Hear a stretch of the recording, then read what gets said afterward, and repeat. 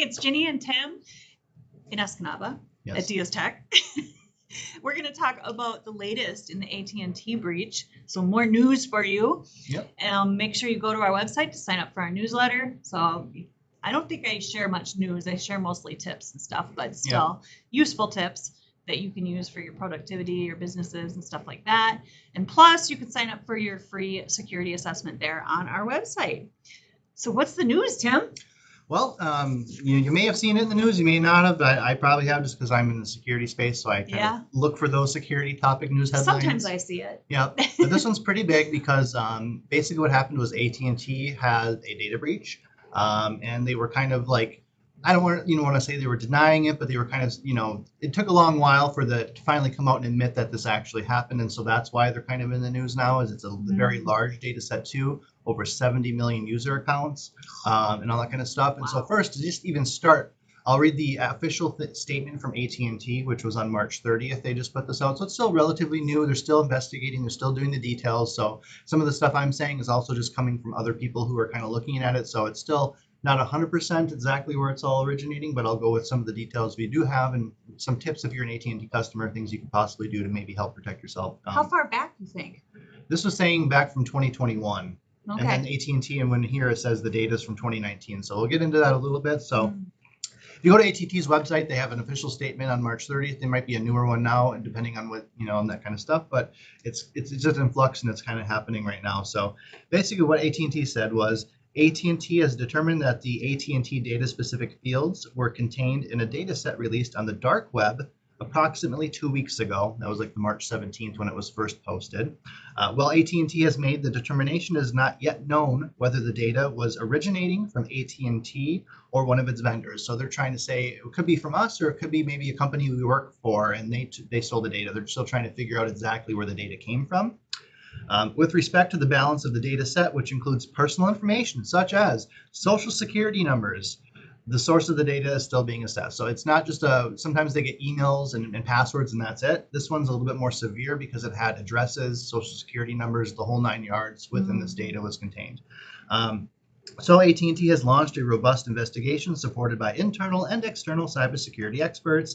Based on the initial findings, the data set appears to be from 2019 or earlier, impacting approximately 7.6 current AT&T holders and 65 million former accounts. So that's what AT&T says, is that only about 8 million active users are affected, and it's typically old accounts is what they're claiming. Currently, they do not have evidence of unauthorized access to its internal systems, resulting in exfiltration of the data set. The company is communicating proactively with those impacted and will be offering credit monitoring at our expense where applicable. We encourage current and former customers with questions to visit att.com/account safety for more information. As of today, the incident has not had a material impact on AT&T's internal operations. So that was their official statement. That came out on March 30th. I'll put that link below the video. Yeah, we can have it. Yeah, it's just right on AT&T's main website. It's pretty easy to find. So now getting into some of the other findings that some people in the security space are saying. Again, this is just kind of my, some of my personal opinions on what people have said, things like that. It's not official. Are they letting their customers know this? I don't know. I'm not an AT&T customer, so I haven't gotten an email saying, hey, your stuff has been breached. If you're an AT&T customer and you got a notice, how typically they'll say, hey, you were part of this breach, and sometimes it's a letter in the mail, sometimes it's an email. You might get different notices of breaches. If you're a customer and you've got one, I would love to know that they're actually finally notifying customers on this. They did do one good thing I'll talk about later where they proactively changed everyone's PINs. So that shows that they're actually trying to do some stuff. So the main problem, I guess, with this is that this data set has been floating around in the dark web for over 3 years now. It's just now becoming publicly available. I use that because it's still you can't just go and download it from Google, right? But it's more easily accessible now, not just on the deep dark web. And so now AT&T is kind of being forced to admit that this actually is happening, because before it was only like 1 or 2 people. And what happens is these hacker groups is they'll post, hey, I have 100 million accounts from this company here, and it's fake. It's not even real. Hackers, do you think they're telling the truth, right? So a hacker back in 2019 or 2021 when this first happened probably had the 70 million accounts from AT&T. They're saying, hey, I have hacked this database, whether it was from AT&T or a vendor, who cares? It's still individuals' data. And it didn't really go anywhere. They didn't really have a whole lot of buyers. No one, and so I could see why AT&T maybe saw that and was like, hey, maybe it's not real, maybe they're just bluffing, right? But now, because when that data gets sold to another person and then to another person, it loses its value. So if I try to sell this for someone and it's not buying it, I'm going to lower the price. Eventually, if 2 or 3 people get copies, and there's more copies floating around, the data is worth less, and it's got to the point now it's public, so the data really isn't worth much on the dark web, and so it's just public. You can basically just download it, from the different areas there. So, but it's out there. So it is out there, and you do need to, yeah. So the problem is that for anyone's data, which is in the database, and they're just now finding out about this, even though your data could technically have been out there for a couple of years, and whether it's been used to open up loans in your name or whatever else is probably slim to none, but it doesn't help to be vigilant. It does help to be vigilant and check your credit, make sure nothing fishy is going on there. This data breach did contain names, birthdays, addresses, and social security numbers, so again it contained a little bit of everything. Right now, currently, again, it's in flux. There are potentially different lawsuits actually being filed against AT&T right now because of this. So there could be a class action lawsuit. It's still super early, right? So people are upset that AT&T didn't disclose this earlier. So that's kind of a thing that's happening right now. And so, yeah, so there were samples made available in 2021 of the data, which are common because, if someone's saying, hey, I have 70 million records, they might give you like a preview of that to show, hey, it's real. And then people can look at it to determine if it's real or not. So that was floating out there too. And again, the one good thing AT&T did do, they reset everyone's passcodes, which AT&T, it's like a PIN code on your bill. Like if you got a cell phone, or a lot of times you pick a 4-digit PIN code, they basically reset every single person's PIN code and made them get a new one.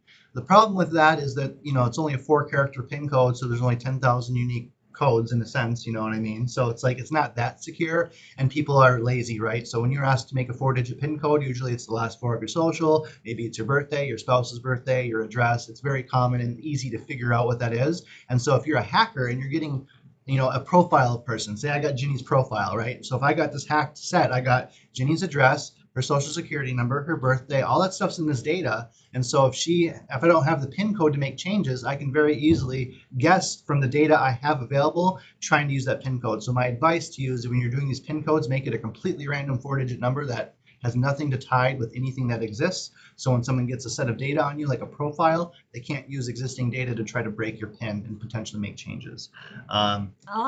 So it's so hard because then you got to remember. I know, because then you actually have to remember it's not something you already have. And if you're not a person that memorizes numbers very well. Yeah, exactly. And then you have the whole book. But anyway, that's my advice, whether you use it or not. I know it's practical and in real life, it's different. But so my advice is if you're an AT&T customer, keep an eye out for identity theft, if you have that kind of stuff.